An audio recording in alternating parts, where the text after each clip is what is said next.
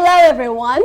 Thank you for tuning in to My Health, My Way podcast, powered by MYWAY, where we make health information more accessible and more fun. Sure. And we are your lovely hosts. My name is Dr. Samira. I am Fini Ndegwa. And my name is Dushikuria. Welcome back. And today, we are joined by the lovely Dr. Laura. Hey! Thank you for having me. Thank you for being here. Sorry, I didn't mention earlier, but this episode we're going to be focusing on something I love, and it's pain management. And who else to shine some light onto this topic but our lovely pain management specialist, Dr. Laura. I'm mentioning her twice now. This is how you're Gina. Don't forget the name. Check your surah. Check it there. Check it down. Yes. Daktari, karibu. Please introduce yourself. Tell us lovely things about yourself. Wow, thank you so much for having me. As I said, my name is Dr. Laura Shiundu. I'm a medical doctor by profession with subspecialty in healthcare management and specializing in pediatric emergency care as well. Wow. Yes, and She preventive medicine. Watoto. You said everything. You said, I am going to start here. Then I'm going to do pedio. Then I'm going to, wow, I love that. You're a multifaceted doctor. I love it. It's amazing. Welcome. Thank you Really so happy much. to have you Thank you here. very much.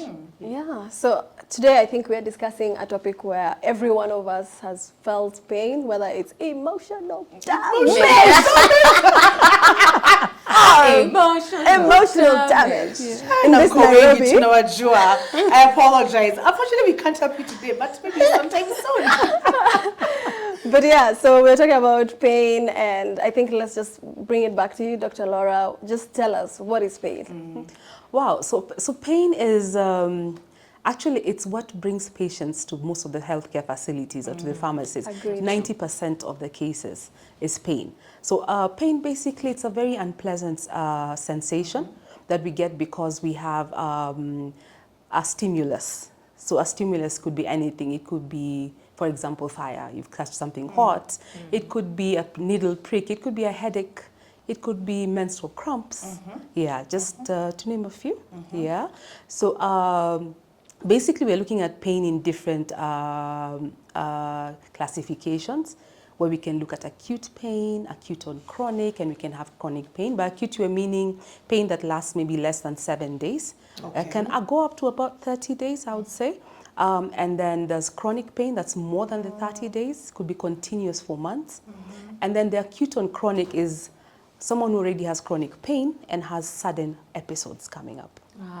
Different from What they usually have. Yes, Okay. yes. Someone can have acute and chronic pain at the same time. Yeah, acute on chronic. Yes, As girl. in, Oh my I'm so God. traumatized. I'm like, what is that? Can you imagine being bitten from both sides like that?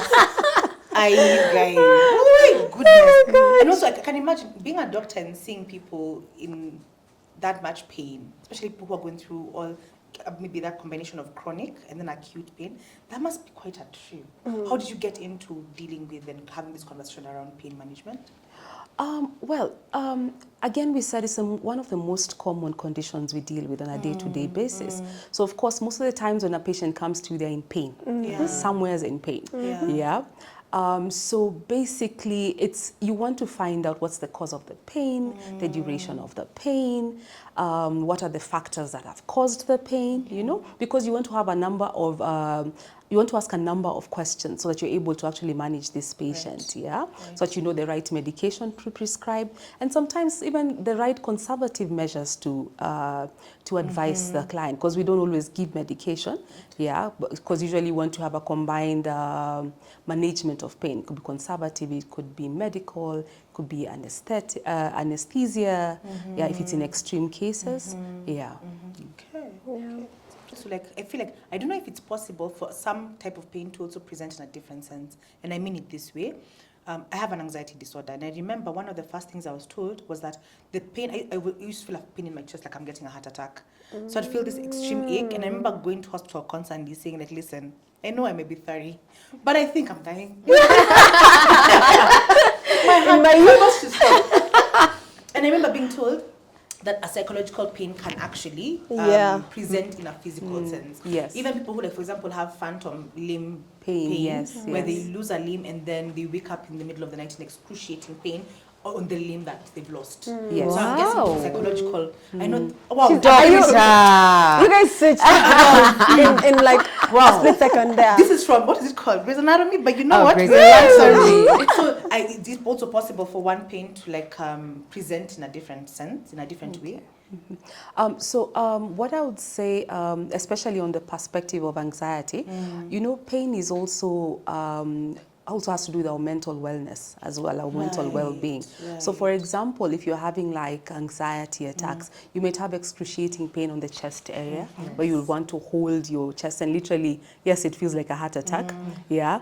And so sometimes what's happening in the mind will present on the body, somatic pain basically, and again different events, maybe an injury that you had previously, you might actually have, because you're having the post-traumatic stress disorder, sometimes you'll perceive the pain as if it's fresh pain, you know, acute pain sometimes, so there are those aspects. There's also the aspect of maybe the pain is referred because of the nerves in our body, where you're probably, let's say, having gastritis, what we call hyperacidity heartburns, people call them ulcers and all that. And then you feel the pain all the way like to the chest area. And you're wondering, and yet the pain is actually from the abdominal area, the stomach area. So there's the referred pain as well. And that's what you've talked about, the phantom pain as well, where literally you're having pain on maybe on the toe and yet literally we amputated that part already.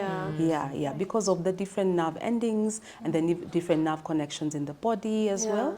The psychological effects of what pain can do. It's actually so interesting that you mentioned gastritis, and I was telling them earlier, last night I have gastritis. So last night I had a flare, and when my flares come, I've realized now, because I've had them consistently, not maybe for a year, not on a monthly basis or anything like that, but sporadically here and there, there's a point it gets to where now I am beyond the place for I pop an Nexium or a Cipladon and the pain will go. I'm now I just have to ride this wave until the end, or I go to hospital and get intravenous painkillers or antacids intravenously. So like that for me is what I can think. Like right now, the pain that I know that is driving me a bit mad is gastritis, because I don't have ulcers. I got an endoscopy and colonoscopy to just ensure that my gut was okay. So I can't find an issue. I just know I have acid. My acid, I'm thinking it's overproduction of my acid. Yes. And it's trying to finish me. But I'm a fighter. And I will not be for You will not finish me, okay? Don't go passing through. I hate you. But I'm currently, that's what my current experience is. Gastritis is really... And I never used to have gut issues. I used to be those people who I could eat anything and everything. Wow. Chili, lime with chili. What? That is me, I'm going to actually. sprinkle some lime on the chili and then give me the chili. And some salt. You know what I'm saying? Add salt there. Now, and just... Now, even as a child, I don't think I've consumed lime like that. Yeah, I could... Wow. We need to be talking about your diet after this. I've exposed myself to a larger conversation. Interesting. You bring up the conversation of gastritis, because we have it causing other forms of pain. You could have migraines and yet it's gastritis. You could have back pains. You could have shoulder ache pains, you know, because again of the acid irritating different the nerves that actually extend to other parts of the body. Again, kind of referred pain as well. Yeah, so you come and say, I'm having a migraine, and we look for everything else, and we find it's gastritis. There's a point where, because I also really believe in like Dr. Google. And I was like, I can't figure this out, right? Not in front of us. Should I be offended? Should I be offended after this conversation? Well, I'm sitting here with free doctors, We really should. So the first time I experienced it, I remember Googling, I'm feeling pain in my kidney. Because I was like, listen, I checked what organs are on the left side of the body, and I found that I think kidney, it's not, the liver is here, the kidney is here. So I was feeling the pain on my left side. So I was convinced it's my kidney that was paining, not my stomach. So when I went to hospital, I said, my kidney is paining. They asked me, what does kidney pain feel like? And I was like, so I'm feeling like here. Let me tell you, this is a doctor. Okay. So I'm just going to test your gut to see what's going on. So they said my gut. I was like, but it's my kidney. Like, What do you mean? Can we check that my kidney? the story of our life and patience with Dr. Google. We hear you. You know what they don't realize is we know when they've Googled, because there's no way you've come with something so specific. Kidney pain. My duodenum and the gallbladder. So it can refer to somewhere else on the body. Yes. That's a life story. Yeah, so sometimes I feel it in my back.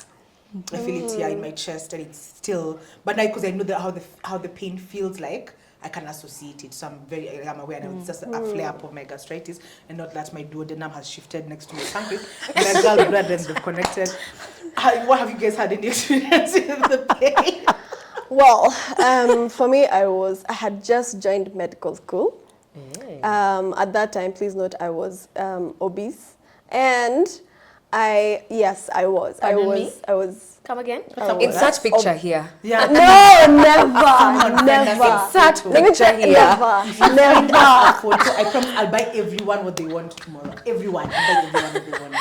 So in conclusion, and then I remember I went back home from studies. I was just chilling. It was a Friday, I think, or a Saturday. I can't remember. And I had just had a pizza pie and a milkshake. And I loved it. I went home. I was so happy because I know at home I'm going to find goddamn ugali. Yeah, you were like, not greens. Not the skumas. Not the skumas. Then I started having a sudden, sharp pain on my right side, just under my ribs. And I was just like, what is this? And then it started by the jokes. It started like paining, and then it actually has paining, and then suddenly it was just pain. And then I'm like, what is happening? I try lying down. I try sitting. I'm just like, what is happening? I try puke. I'm sweating now. I'm just like, what is happening? I'm dying. This is how I go. Yeah. Hey, it was your liver. This is how I go. It was my liver. No, it wasn't. The right side, baby. It was. Let me tell you. And then I go to my mom and I'm like, I'm dying. Let's go. She's not in a hurry. I said, do you want me to die in your house? In transit? Why are we not already at the hospital? Yeah. Can you move right now? So I'm having this pain. It's going all the way to my back. I'm having vomiting. But when I'm vomiting, it's like, sorry, should I say that word? It's okay, disgusting. We vomit. That's human. Yeah. It's like very bitter. It's so bitter. It's so bitter. Yeah.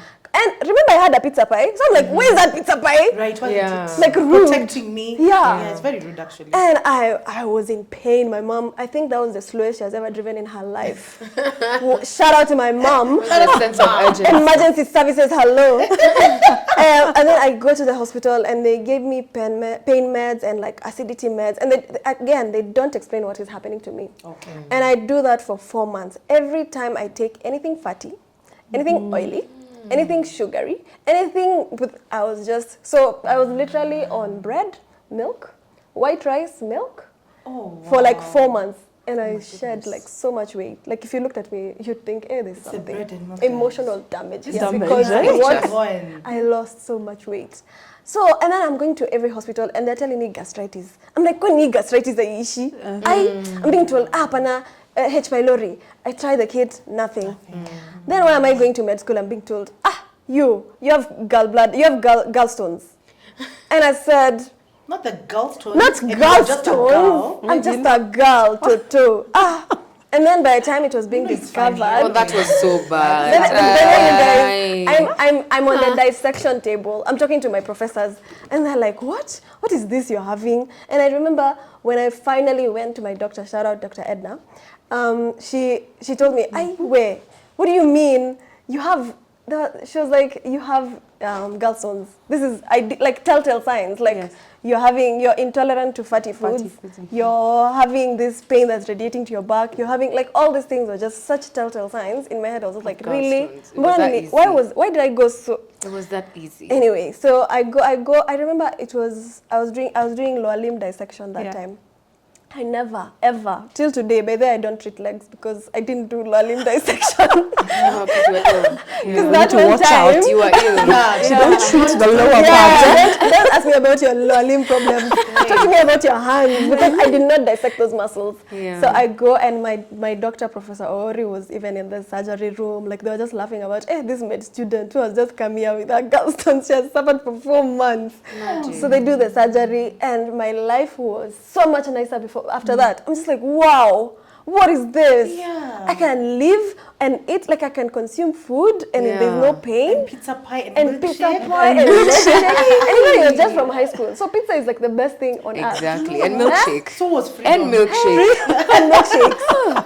So yeah, that was my experience for like the worst pain of my life. Gallstones. And you know, I have bad period pain. So gallstones was just like So another gallstone- level. We'll touch on that actually because I think my story touches a bit on that. However, okay, gallstones is Oh, you have Stones the in the doctor has gall. retired, bruv. You know what I mean? She's like, Like, like where are the stones? there's stones in the gallbladder. Is there stones in the gizzard? What's going you on? guys. Okay, Okay, guys. I'll You catch let- that. I don't want to be so blonde. Okay. But what are I'll let gallstones? Give me Dr. Laura, duality. I'll let Dr. Dr. Laura, please answer for me. What Wow, I think we did an Because- anatomy chart here to just demonstrate the organs, you know. You guys are not thinking, gizzards, please, Yeah. guys, we don't have gizzards as humans. guy? Yeah? They're in the chickens, really. Okay. You know? The chickens. The chickens have it. So when you have gallstones, what do they remove? The stones. Only the stones. Okay, now, Let me just In my case, explain it to was- me. In remember my the case, it was liver. stones, yeah. We can visualize the liver. Yes. You said you knew it's on the right side. On the right Yeah, side, from my yeah. research. The liver pain. Yours was liver pain, you know. Because it wasn't my liver, it was my kidney that was paining. Kidney now. Yeah. So you knew the other side is Yes. the liver, yeah. So the liver, behind the liver, we have the gallbladder. So it helps in removing certain toxins and also deals with things like bilirubin. You know, the one that causes yellowness in the body when it's not excreted as it should be. Yeah. Yes. So sometimes, Jaundice. jaundice. Yeah. Sometimes the ducts can get clogged up by stones. Okay. And the stones actually associated with what we eat Oh, yeah. as well. Yeah. So definitely, some guys are more prone to forming the stones. Some will never have issues at all. Yeah. But like Daktari here, she had issues, and as it was causing that obstruction, it was causing her so much pain. So what happens? Always think of like a pipe. It's a small pipe passing stuff through. Then suddenly there's a stone, so it's clogged up. So literally, it's just constriction, pain, and everything. The pain is usually very excruciating. Yeah. So on chronic pain with organs, yeah, maybe I can touch on that. Usually the abdominal area, I know, can give us really excruciating pain, yeah? Sometimes you're not sure what it is. So again, if we have any form of pain, can we just get checked, yeah? And not just, I know there's sometimes the doctors will, like that journey of yours, I mean, was a bit long, yeah? 4 months, though she lost weight, kudos to that, yeah? But anyway, I was so happy. Free let me tell you. workout. it was unintentional weight loss, so happy. yeah? Malnourished, you know? With gallstones. By the time I was done with that surgery, I was 61 kgs. Oh. Never in my life had I gotten to 61. At mpaka wa leo, I don't know what 61 feels like. Yeah. So when you have any excruciating pain on the abdominal area, let's get checked. So sometimes there are emergencies. It could have been appendicitis. It could have been some rupture or something. So if there's excruciating pain, let's not assume and just get medication over the counter. Let's get checked, find out what exactly it is. Because you'll take the pain meds, it goes down a bit and keeps coming back and everything. And sometimes if anything ruptures within, then you know that's like an emergency surgery and I mean could be fatal as well. Yeah. So that's the gallbladder. Yeah. Yeah. It's notorious. Kidney stones. Now I People get to it. pass the stones, like, is that where the stones can pass also naturally? Kidney stones. That's It's kidney for kidney, stones, right? Kidney, You yeah. can, you can urine, they can come out of the urine. Yeah, isn't it? yeah. It's painful, I've heard. I think, you know, someone who's had them, and they come out on their own, but they could also be too big to Too for big, that yeah. happen. Then you They have to get the surgery where they kind of break them down and then they're passed through. pass Yeah. them through. Okay. Yeah. Hi, Finny. Sorry, I took so long. Finny? No, but that is actually a good story because hey, now I know if I feel pain. Yeah, you It's not the gizzard, it's the It's not the I said gizzard. the gizzard, the It left side is not the gizzard, guys. What? Please don't even come for me, guys. I did not She know. said I retired. I actually thought we have gizzards, guys. Well, guys, Hey, anyway, that's why I'm not a doctor, and we can move on. That's why we have you here. So my experience, I don't have a lot of experience with pain, Daktari, unless it's a hangover. But I also don't we shall have touch on that. we shall touch on that. Yeah. And I also don't have very painful periods. So I have a very easy cycle usually. However, there's this one time that I was in so much pain that I could feel it in my back and I was puking and I actually fainted. because the pain was that bad. So especially for women, because we're very, not all of us are as lucky as I am, you know. So many people have a lot of pain during their cycles, and it's something that they dread. So how would you speak to us and give us knowledge or information about this specific pain, which is period pain? Okay. Again, period pain, a very common narrative we're having again, especially as early as 9-year-olds. Because I mean, guys are getting menses as early as 9. Yeah. Yeah. I'm serious. Nowadays, we have very early debut of menstrual Gen periods. Z Yeah, surge. the Gen Zs, we are having more problems. I assume that maybe it starts at 13, maybe. No, we're Even having as nine, early as no? 9, yeah. I thought it was 11 actually, but 9. Yeah. There's also a story, history of 9-year-olds getting the period comes. So we look at it in different perspectives. Sometimes it's could be just hormonal, where we have a bit of a hormonal imbalance, so some people are prone to more pain during their periods. It could be when their weather changes. Yeah, like when it's really cold, some people will say they have more menstrual cramps, or if stress, again, mental wellness is coming into play. So you find if you're having a stressful situation, you find you might have more menstrual pain as well. Then there's a case of maybe you've had a procedure done, maybe maybe removed fibroids or cesarean sections or the ovarian cyst. So you've had a number of procedures. So what happens, you start being conscious about your menstrual cycle. You find during ovulation time also you get a bit of pain, and then during the periods as well. So management of that cuts across a wide range. Could be conservative. There are people who can take a water bottle, put it on their tummy, and they're good to go. There are guys who will take warm drinks and they're good to go. Then there's the ones who have to avoid certain foods so that they don't get severe cramps. Then of course there's extremes where they come, they have to get injections. Some can orally take medication over the counter, some need the injections. Some need, extremes like meditation, yoga, all this Eastern holistic medication and management as well. Some will be on family planning to control the pain as well. And worst case scenario, if there's actually maybe a growth or endometriosis or adenomyosis, one of those, you might have to have surgery. Then the pain is sorted out. So depending on, everyone experiences pain in a different way. So depending on how it presents and what works for you, you might find what works for one person will not work for the other person.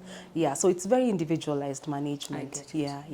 So Doc, I had a question about pain in relation to childbirth, because first of all, if there's one thing I'm just so scared about, I'm not thinking of kids anytime soon, but I know it will come one day, that pain. Can you tell me just something? What do I need to know, honestly? Because expecting. First of all, she needs therapy to begin with because she's already traumatized. Of something I've not even gone through. So I think I would perceive childbirth as, I would almost say sometimes it's a thing of the mind as well. Our mind really plays a factor in the way we perceive things. So to begin with, already you're scared of childbirth. So already I'm worried. What are we going to be doing during labor? You better be holding her hand anyway. So it's sometimes about the mind. So how you perceive pain, you're already expecting pain, so your body really will feel that pain, right? And then you can decide that you're going to go through it and hack through it, and you'll actually be able to manage the pain. Of course, there's extremes where maybe the cervix is an issue, the way the cervix is opening up. So the baby maybe there's a bit of a push and there's all these nerves. Childbirth is it's traumatic for the body because there's a lot happening. It's your mind, your whole body. It's like a holistic approach to giving in life. Respect women again. Respect women. So it depends how long the labor is. So if it's prolonged, again, it can be very painful because you start getting tired and your muscles are paining and all that. It depends also on previous birth histories as well. You might have had a cesarean section, then you find yourself in a space where you have to do normal birth delivery. Maybe you didn't get it to the hospital or something like that. So again, it's the way you perceive it, but it's also circumstances that may have happened. And then also it could be also based on, I want to say like previous injuries around that area. Like if you had a traumatic injury, maybe from an accident or something around the uterine area, around your upper limbs, that can also contribute as well later to the pain, yeah. But childbirth, generally our bodies are kind of created to be able to handle it. Yeah, of course, they're just the extremes that we can handle. We also look at your diet during pregnancy. You want to be eating healthy, you want to be hydrating, you want to be on the right supplements, because your bones, again, there's the fact that you have less calcium, because, you know, I mean, childbirth is supporting another life as well. So you find sometimes the bone density goes a bit lower and everything, yeah? So you want to be really healthy and prepare yourself. That's why I think we have the full 9 months. Prepare your body for this experience, yeah? So when the pain is there, of course, it depends. Oh, the other thing I forgot, a very important thing, the support you get through pregnancy, yeah, also might determine how you go through childbirth as well. Yeah. So when the pain does come, again, there are guys who can handle it. We have breathing techniques where guys will just breathe in. Though sometimes that breathing doesn't work. Yeah, I think you're taught to take in to breathe in certain ways. For some people, they're able to pace their breathing and they're fine. Others, I mean, that's whatever they've been going through, Lamar's test goes out the window as well. Yeah. So you can have the breathing techniques. You can have someone, maybe you can have a doula with you or a relative, someone close to you that makes the experience better, maybe give you a back rub as well. And you can take short walks around and pace, you can meditate. I had a friend who had had music continuously. Yeah, she'd put her music for childbirth. It worked for her. Yeah. So again, the extremes where you might need epidural, I've had an epidural, where they literally go and inject your lower backbone. So the pain is not as intense, but some people still say they perceive it. A few people still perceive the pain. But I think it's more of the force, with which the contractions come, the pressure and all that. Yeah. And then again, so again, we can manage the pain through the labor, but again, we don't want to numb you too much if you're going to have a normal delivery. Yeah. Of course, if you're going through cesarean section, again, the healing process is also another story altogether. Yeah. So, and then I forgot episiotomies. Now, when you're having a normal childbirth and they have to cut maybe the vaginal opening so that you can actually allow the baby to pass through, that can be a bit uncomfortable. Yes, they try to give you a bit of anesthesia, but once you've given birth, you've expelled the baby, of course, there's the discomfort, we have to suture you, and then there's the healing process. So there's the healing from the normal birth, there's the healing from... There's just healing, and then the mentally healing from what you had to go through. And for cesarean, so the story of even men being through this childbirth experience, I don't know. But anyway, that's another story. So of course, the healing from cesarean sections can be really traumatizing as well. You need to have sometimes you need all this cocktail of medication, maybe normal childbirth, but the extremes where you might need medication with even codeine, to take care of the pain. Once in a while, the anesthesiology may also have to give you something. I mean, for extreme pain as well, but that's very rare, So mostly oral medication, injectable medication, but we get through it. Weeks after that, the healing process is quite okay. But pain management is very key even for healing as well, So yes, it may be traumatizing, but I mean, guys have been through it. They've been fine. Babies were born. Babies were born, So it's manageable. We just have to know how to handle the pain. Now, Kate, just speaking about pain management, and I feel like we've had a great conversation regarding pain and understanding it a bit more. Now, on the pain management side, could you maybe walk us a bit through more natural pain management mechanisms or processes vis-a-vis the medical side of things? Because we've heard of things like acupuncture, things like cupping method that people have used, physio, let's say, and there's still also pain that you require meds to be able to survive. Like as I'm saying, with things like I've had ulcers even, and with ulcers, you need to take the pack that if you have H. pylori during ulcers, but that pain, let me tell you, very little can I explain to a human being of how that thing feels like. And yes, they tell you take cabbage juice, and cabbage juice apparently really, I don't know what it is about it, but cabbage juice really helps, and that's more like a natural way of handling it. But I'm just popping those painkillers because also the pain sometimes is debilitating. Like you can't even function because of how badly the pain gets. So how would you tell us about the different type of techniques that people can use for pain management, and what your experience as a doctor has been in these two areas?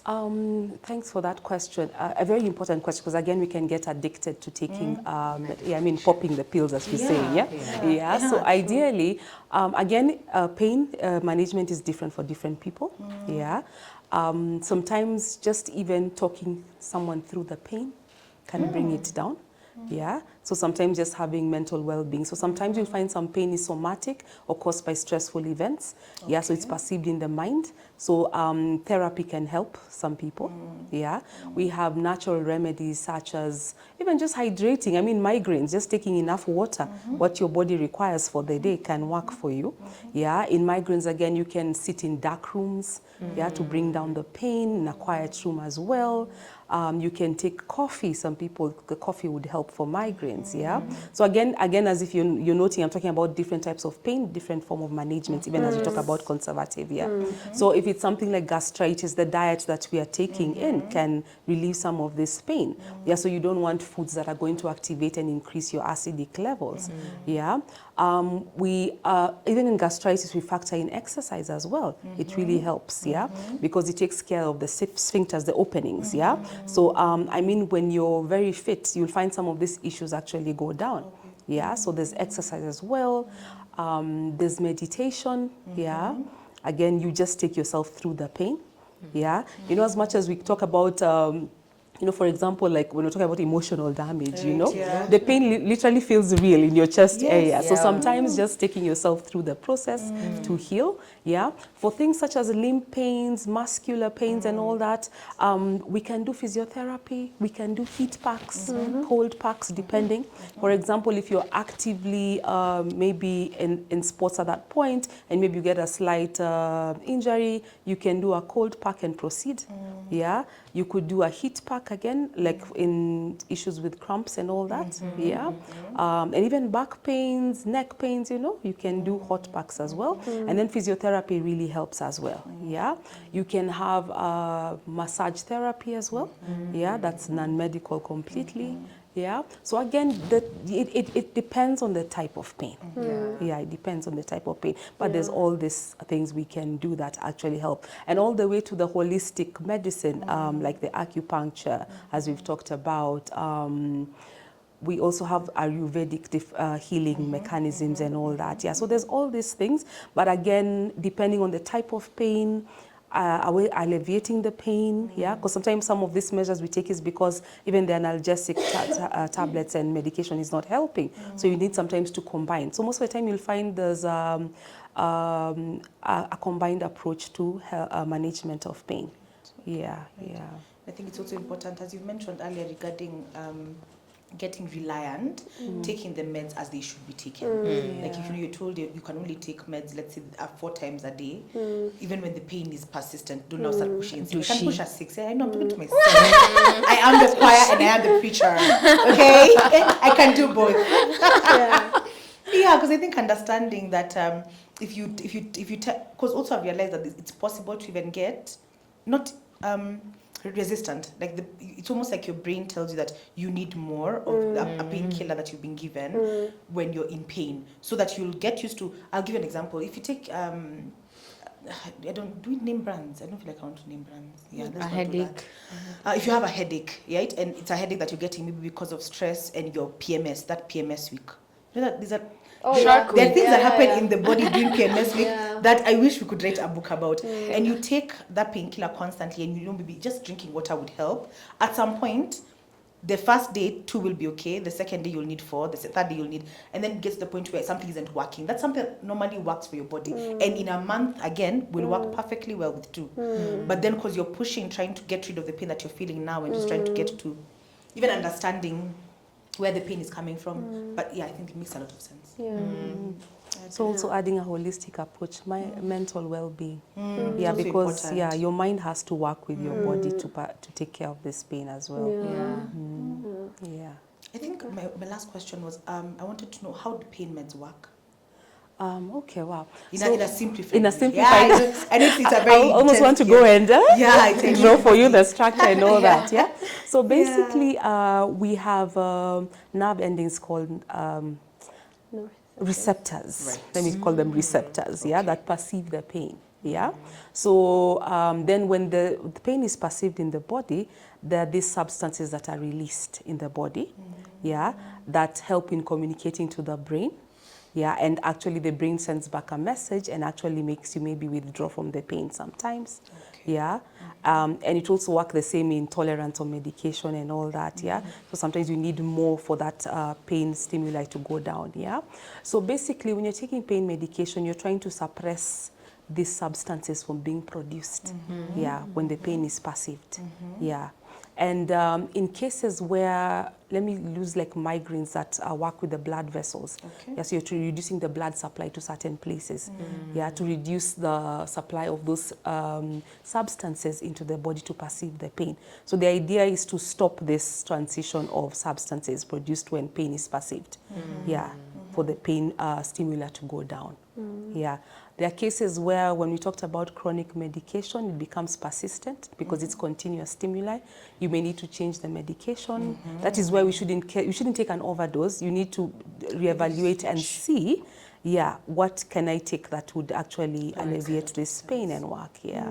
So it doesn't stop what's causing the pain, it just stops the receptor aspect. Receptors, yeah. Receptors. So pain basically is telling us something else is not right. Yeah. In other words, yeah. So pain cannot be the only cause, the reason that you're unwell. If you're having a headache, we need to find out what's causing the headache. Is it you just dehydration, mental well-being? Is it you've not eaten? Hunger, I mean, can give you headaches, you know. So you need to find out what's causing the symptom, so that you're not always popping a tablet or a pill or something like that, and you become addicted to this medication.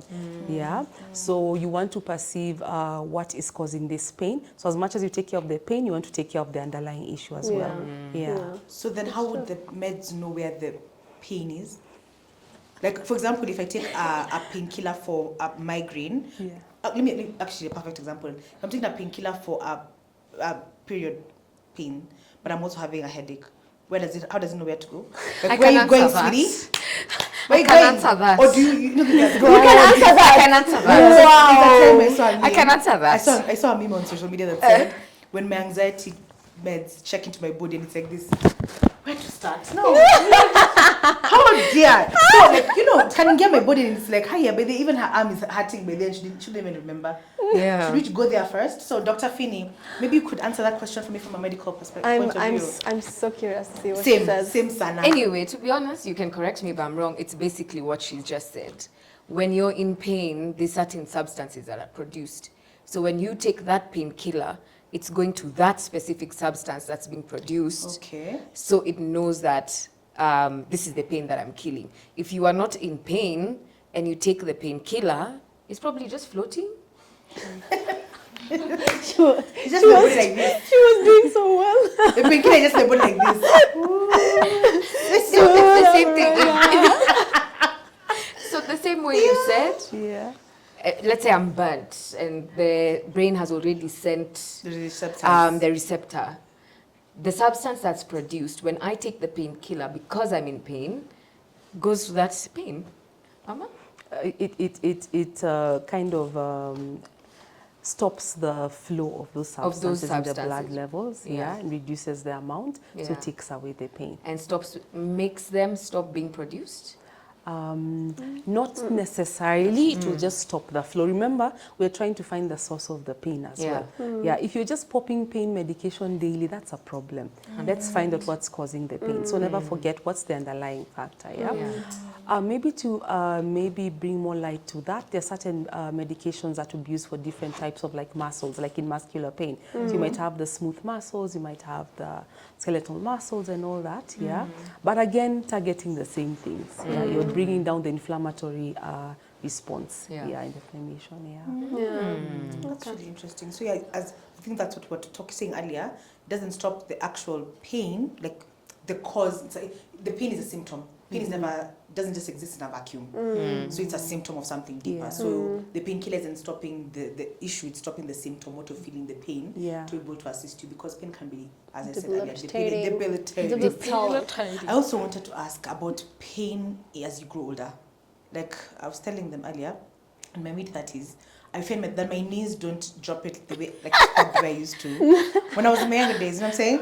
Just the other day, a few weeks ago, when I was in my 20s, I was in the club, dropping it like it's hot, and now I'm looking at Megan and I'm like, wow, sweetie, well done to you. I used to be able to do that, and you find that even now my back, like I'll find that if I honestly, if I over a weekend, I feel like I just want to stay home and relax and chill, and I'm lying down all weekend. I promise you on Monday, my back is hurting. Like I can't stand straight. And I'm like, what is this? Just chilling. When you stand I was for just too chilling. long, actually. I'm getting hurt by resting. Imagine. Resting is canceling my voice. So, and I know that as the older people get, you end up with arthritis and other pain issues. So I want to talk about pain as we get older. Maybe what we should be aware of, check for, be more cautious about in that regard. Right. I'm glad we're having this conversation for the Gen Zs. Yes. Yeah. So we can start doing something about it now. Yeah. So there are many of these conditions that we can help our bodies to not succumb to them. Yeah. For example, let me talk about arthritis because you mentioned it. Yeah. So we can start by doing, taking care of your body, balanced diet, exercise. The right posture, even ergonomics, how we sit at work and all that, how we drive, how we, even the way you're sitting when you're driving can be a problem. Just can hunch. Yeah. So we want to take care of our posture, our diet, hydrate, and just have a balanced lifestyle, to stop us having some of those things. And if you know already that your family is prone to certain conditions like high blood pressure, diabetes and all that, you've seen your parents, your grandparents, can we do something about it now so that we don't have to deal with the pain later? So what's happening, of course, our lifestyle has changed. It's a bit more sedentary. So there's a lot of talk on exercising, taking walks, and all these other things to have a holistic, balanced life. So you start doing that now. Yeah, of course, if you're now already in your 40s and you're getting older and you're already experiencing some of these pains, basically it's wear and tear of the body. Let me put it that in summary. Yeah, I mean, there's life happening. Yeah. You probably had previous injuries, maybe a sprain when you were younger or you're doing some sports and stuff. So you reach your 40s, suddenly you're having pain on that ankle, You're getting arthritis, So based on just knowing hearing about these narratives when we are younger, what can we do to alleviate that later? So again, as we are saying, taking care of ourselves. Because in the older age, again, if you look at maybe many of our older parents, I mean, they went through a lot to just take care of us and everything, So you find in their later lives, some of them suddenly retire, so they go into these stressful states. Stress is really a major key in some of this pain, Because you'll find if you're retired and happy, even arthritis really will not be harassing you. If you've been taking care of your body, you'll not be having high blood pressure, diabetes and all that. Then of course we are prone to a lot of these cancers because of lifestyle and everything, So if you do find yourself in spaces where you have pain when you're older, of course there's the analgesic part of taking pain medication, but also we have to have mental well-being. We have to do the whole thing, exercise, food and all that, So that we are not continuously surviving on medication, because it's very unfortunate when our parents are always on medication, back pains, knee pains and all that, And some of them are because of what they had to do to take care of us, the jobs they did and everything. So there's a lot of strain on their backs, on their knees and all that, Supplements do help, So apart from just pain medication, supplements do help.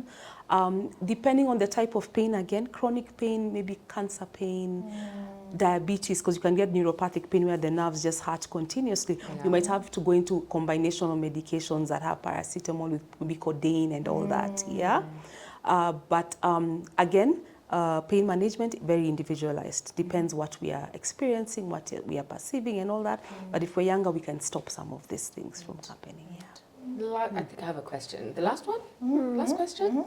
So you mentioned paracetamol, codeine, or whatever. So in painkillers or in pain medicine, what is the main, shall I call it a molecule or Holy Grail. Holy The Holy Grail. inside a painkiller that we should be thankful for? Like, what is that thing that works over time so that we're not in pain?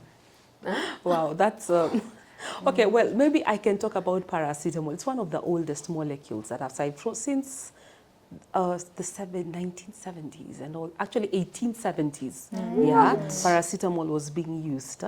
Yeah. So of course, what has happened over the years, they've created the molecule to different formulations. So where you have paracetamol in tablet form, you have paracetamol in effervescent form, the one that you mix in the water that quite absorbs quite fast, you know, and takes away the pain. We have paracetamol combined with codeine and some muscle relaxants as well.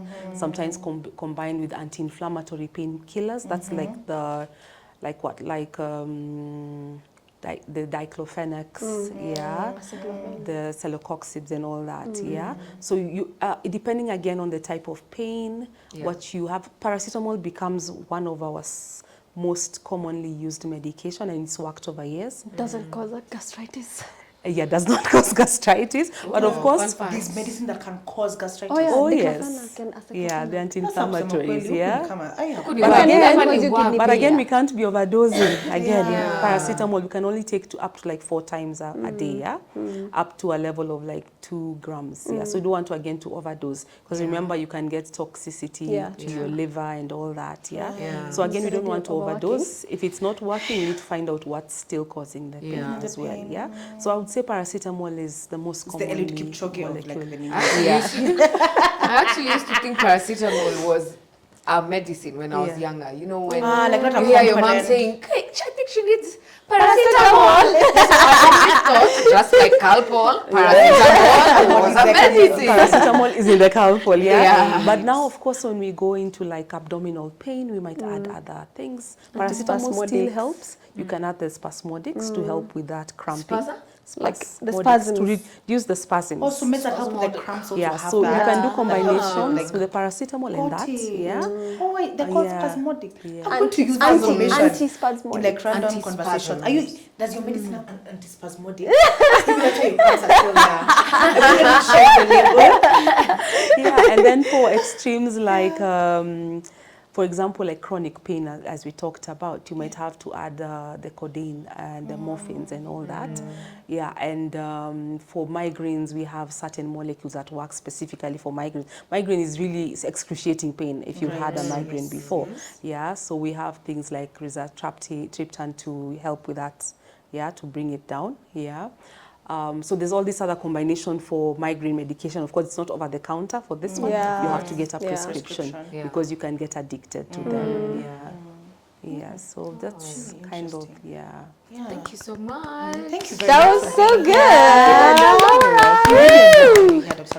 good. Thank you for having me. Thank you so much. Now, Dr. Laura, our previous guest had a question for you. They asked you, well, they didn't know you were the one coming, but like they said for the next guest, if you are not a doctor in this life, what would it be? Make it fun. Okay, I'm joking. They didn't say make it fun. I'm joking. They just asked, what would you be? Wow. And why? And why? Yes. I think I would go towards my passion, maybe something artistic. Ooh. I love to sing, to dance. Wow! Dance for Don't make me dance. Please, just for us. Beyonce? Tiny. No, don't make me dance. We could jig. Beyonce? We could sing. We could sing a song. I don't know. She'll do our intro. So beautiful. So I love the arts. Quite a bit. Nice. Were you in like drama in high school? Oh yes. Wow. Played the piano at some point. Anyway, Hey! but we are not saying. We are not saying. We might have A piano right here. Team. We need a piano. Make it happen. A piano. Oh, that's amazing. I love that. I also love when you meet someone and then you know this really serious career, and then you get to ask them and they're like, I'm really just like a butterfly. It's so beautiful when you find out the duality of people's personalities and how they can have a completely different, more artistic, more maybe in touch with, what's the word? I can't find the word right now, but when I find it, I'll write in the description box. Sorry, what? Do not forget. Yeah, more when you have that duality in personality, it's a really beautiful thing. So, yeah, wow. So, what would you ask the next guest To do? So I'm looking at, since we're all going on a fitness journey, Yes. should we do 5 or 10 burpees? Let's do 5. Five, Five yeah, burpees. yeah. Hey. I don't know why we're being nice. Fine, five I can't even do burpees. 10 myself. So 5 burpees. Right. Yeah. Okay. If they can't, they can do a wrap, you know, like a wrap. Oh, I love that. Yeah. We actually have a Nini, what's tune. the name? Metro Booming. Yeah, Yeah, give us a nice Secret little. here that we are looking for someone to rap for us over. So Yeah. yeah. Thank you so much. Thank you so much. And So lovely. 3 cheers for Dr. thank you so much to our audience who have been with us so far.